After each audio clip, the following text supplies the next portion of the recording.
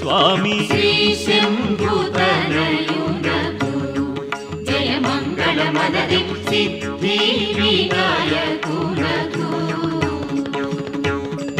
1000 ముత్యాలు కొండలుగా నీలములతో కలబోసి మెండుగను వరహాలు మెడ నిండ వేసుకొని దండిగా నీకిత్తు ధవళహారతిని. శ్రీ శంభుతనయునకు జయ మంగళ మనది సిద్ధి వినాయకునకు.